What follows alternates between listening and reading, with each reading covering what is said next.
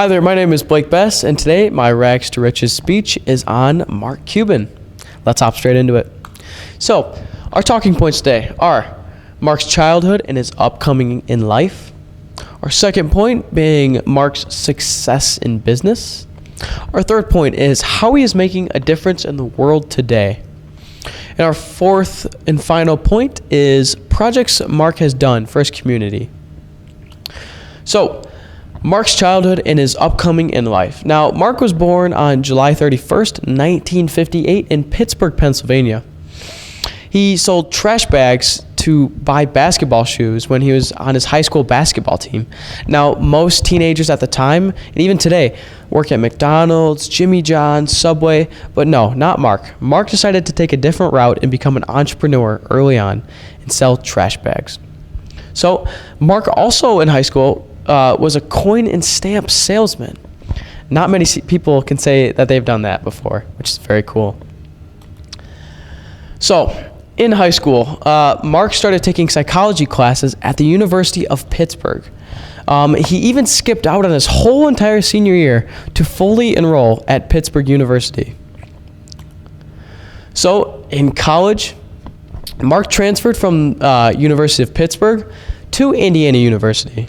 Now, why, you may ask? Well, Mark Cuban had done some research on the colleges that have the lowest tuition costs and the highest ranking business colleges in the nation. He stumbled upon Indiana University, which had one of the lowest tuition costs in the nation, and it was ranked one of the highest in the nation for their business school. So, Mark's to help pay for his college, Mark gave dancing lessons. Instead of, getting a typical job at Walmart, TJ Maxx, Michael's, or any of those other places, Mark decided to take a different path and become a dance instructor, which he later said on camera that was his favorite job he's ever had, besides becoming an entrepreneur, of course. So, Mark's senior year at the University of Indiana, he opened up his own bar called Motley's Pub before he was even able to legally drink. He was 20 at the time. Unfortunately, though, it did shut down due to underage patrons. And Mark, in a CNBC interview, later said that was his first lesson in business. It was to never have underage patrons at your bar. Great lesson, Mark. So, next, after graduating college, Mark moved back to Pittsburgh and found a job at Mellon Bank, where he was a bank teller for about 5 to 6 months.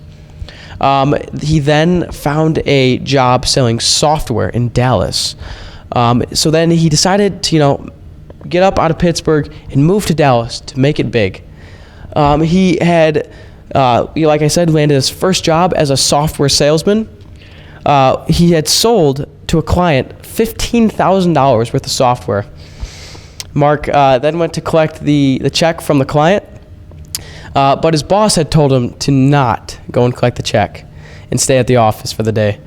But Mark, being Mark, decided to go get the check anyways, thinking that once he handed his $15,000 check to his boss would be jumping with joy. But to Mark's surprise, when he had returned back to the office, his boss fired him right on the spot for disobeying his orders. Now, that was Mark's first hit into the real world, but that did spark his success in business. Now, after being fired, Mark opened his own company called Micro Solutions. Now, Micro Solutions was initially a software integrator and software reseller. Now, the company later sold to CompuServe for $6 million. That's a great way to start out in business, Mark. After getting a taste of success, Mark and his former Indiana alumni buddy, Todd Wagner, started AudioNet in 1995, but was later renamed to Broadcasting.com. The company soon went public 3 years later in 1998, soaring up to $200 per share.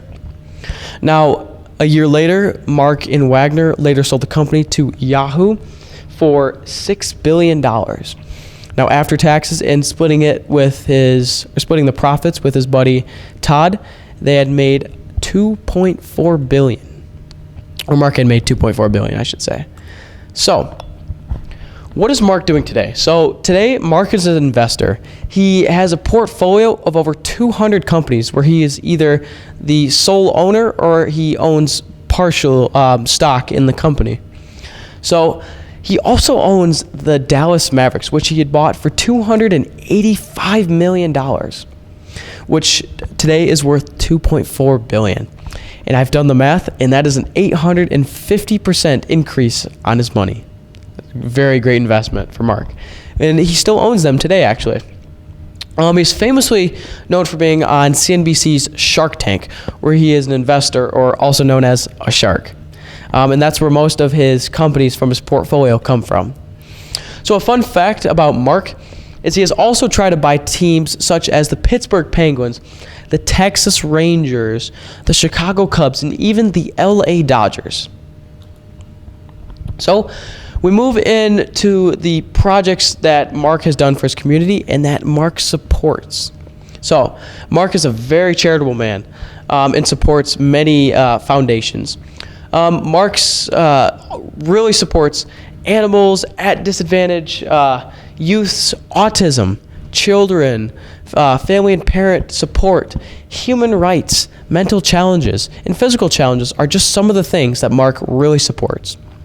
Now, the foundations that Mark directly supports are the Autism Speaks, Boys and Girls of America Club, the Elton John's AIDS Foundation, the Robert F. Kennedy Memorial, and one of Mark's biggest charities that he supports is the St. Jude's Children's Research Hospital. He has been seen talking about the hospital many times and urging people to go donate. Now, Mark is a big animal lover, especially a dog lover, and therefore he's a big supporter of the Humane Society.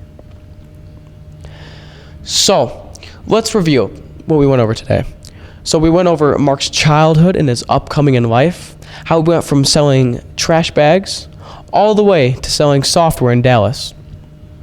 We talked about Mark's success in business, and how he went from his first company selling for $6 million all the way to broadcast.com for $6 billion.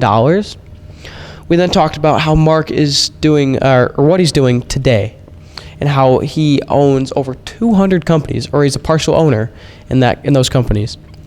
Also, he's a shark on CNBC's Shark Tank as an investor, or a shark, as we previously mentioned.